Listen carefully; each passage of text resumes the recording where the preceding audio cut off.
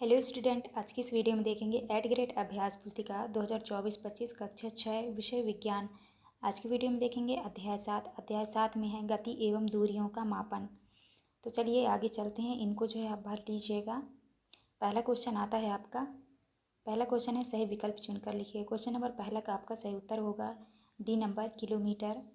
इसके बाद दूसरा का सही उत्तर होगा आपका सी नंबर मिलीमीटर। और तीसरे का सही उत्तर होगा आपका बिजली के पंखे की पंखुड़ियों की गति। इसके बाद आता है आपका चौथा का आपका राइट आंसर होगा डी नंबर केवल सरल रेखीय गति। इसके बाद है आपका पाँचवा का उत्तर करना है आपको सी नंबर आवृत्ति गति। इसके बाद आता है आपका छठवा का राइट आंसर होगा बी नंबर बी स्थिति में। तो आप इस तरह कर लीजिएगा। इसके बाद आते हैं आपका रिक्त स्थानों वाले प्रश्न। तो पहले में भरना है आपको मीटर। तो आप यहाँ पे मीटर भर लीजिएगा। और दूसरे में भरना है आपको सरल रेखी, तो इसको आप दूसरे में भर लीजिएगा। तीसरे में भरना है आपको 5, तो आप इस तरह से 5 भर लीजिएगा यहाँ पे। इसके बाद आता है चौथा में भरना है आपको आवृत्ति, तो आप इस तरह से आवृत्ति भर लीजिएगा। इसके बाद आता है आपका पाँचवा में भरना है आपको वर्तुल, तो इस तरह से आपको 5वें में भर लेना है। तो आपको इस तरह से खाली स्थान भरना है। इसके बाद नेक्स्ट क्वेश्चन आता है आपका प्रश्न क्रमांक दूसरे का उत्तर है बैलगाड़ी, नाव, साइकिल, पानी का जहाज, रेलगाड़ी, बस, हवाई जहाज आदि। इसके बाद नेक्स्ट क्वेश्चन आता है आपका तीसरा। तो तीसरे का उत्तर में करना है आपको धागे के एक सिरे को, तो देख लीजिए ये धागा किस तरह से पकड़ा है। तो आपको करना है धागे के एक सिरे को बिंदु ए पर स्थित करके धागे को आकृति के अनुसार आकार देते हुए बिंदु बी तक ले जाते हैं। फिर धागे को स्केल से मापकर आकृति की लंबाई ज्ञात कर लेते हैं। तो आपको लिख लेना है और इस तरह से आपको चित्र बना लेना है। इसके बाद नेक्स्ट आता है आपका चौथा का आंसर है सीधी सड़क पर किसी वाहन की गति सरल रेखीय गति होती है। इसके बाद आता है आपका प्रश्न क्रमांक पाँचवा का उत्तर में करना है आपको लुढ़कती हुई गेंद में सरल रेखीय गति का घूर्णन गति होती है। नेक्स्ट आता है आपका प्रश्न क्रमांक 6 का उत्तर करना है पलकों की गति एवं हृदय की मांसपेशियों की गति आवृत गति का उदाहरण है।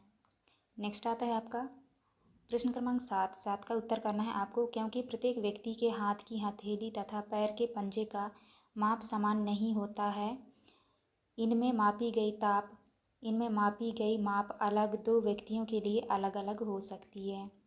इसके बाद आता है आपका प्रश्न क्रमांक 8। तो प्रश्न क्रमांक 8 के उत्तर में करना है आपको स्थिर वस्तु, गतिशील वस्तु। स्थिर वस्तु में लिखना है टेबल, मेज, घर, दीवार, घड़ी, लुढ़कती हुई गेंद, रेलगाड़ी, उड़ती चिड़िया, घड़ी की सुइयाँ। तो आपको इस तरह करना है। इसके बाद आता है आपका प्रश्न क्रमांक 9। प्रश्न क्रमांक 9 का उत्तर करना है आपको प्रश्न क्रमांक 9 का उत्तर आपको यहाँ से देख के कर लेना है। तो आप इस तरह से प्रश्न क्रमांक 9 का उत्तर कर लीजिएगा। इसके बाद नेक्स्ट आता है आपका प्रश्न क्रमांक 10। तो 10 का उत्तर करना है आपको समानताएं चलते समय दोनों वर्तल गति करते हैं। साइकिल सरल रेखा में गति करती हुई अपना स्थान परिवर्तन करती है, जबकि पंखा एक ही स्थान पर रहकर वर्तल गति करता है। नेक्स्ट आता है आपका प्रश्न क्रमांक 11। तो प्रश्न क्रमांक 11 के उत्तर में करना है आपको पैमाने को वस्तु के संपर्क में इसकी लंबाई के अनुदिश रखना। नेक्स्ट आता है आपका दीर्घ उत्तरीय प्रश्न।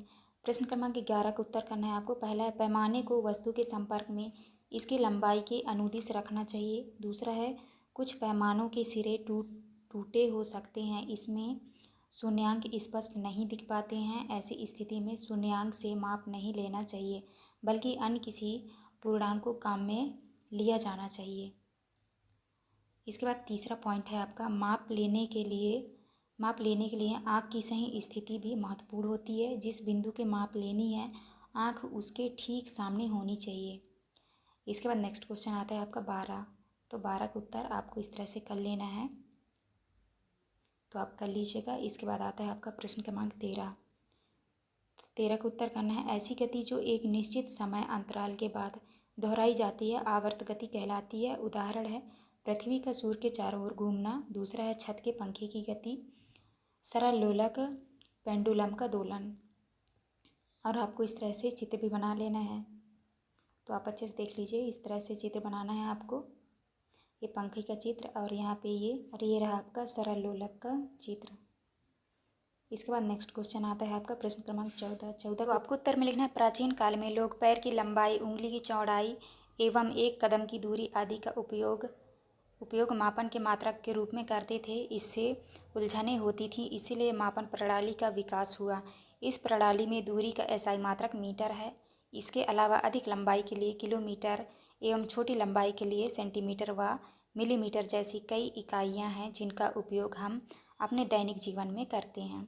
इसके बाद नेक्स्ट आता है आपका प्रोजेक्ट वन में तो यहाँ पे देख लीजिए लिखा है वस्तु का नाम, वस्तु की चौड़ाई सेंटीमीटर में, वस्तु की चौड़ाई मीटर में।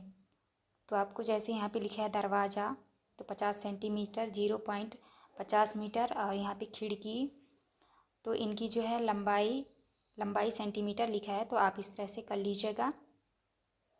देखिए टीवी, अलमारी, शीशा, कूलर, किताब तो इनकी सभी की लंबाई आपको लिख लेना है।